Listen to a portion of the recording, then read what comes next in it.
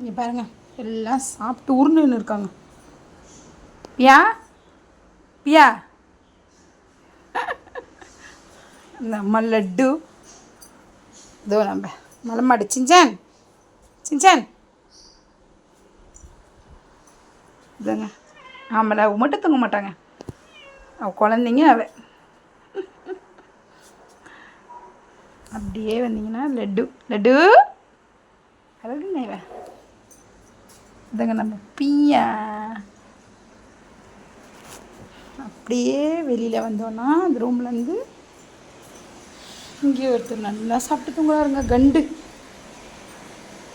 இங்கே நம்ம கண்ணுங்க, கண்ணு அவங்க ஷால் இருந்தால் தாங்க தூங்குவாங்க. கண்டு அப்படியே இங்கே வந்தீங்கன்னா அது பாருங்க, காது குழந்தை கது. என்னங்கம்மா ஒரே மாதிரி இருக்காளுங்க பாருங்க, அழகுங்க.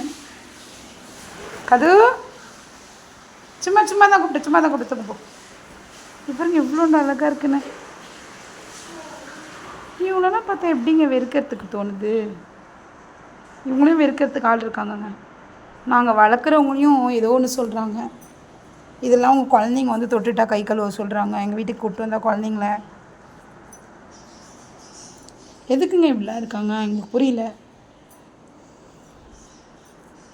தொட்ட உடனே கை கழுவிடணும். என்னவோ எங்களெல்லாம் ஒரு மாதிரி பார்க்குறாங்க, நாங்கள் இவங்களெல்லாம் வளர்க்குறோன்னு சொல்லிட்டு.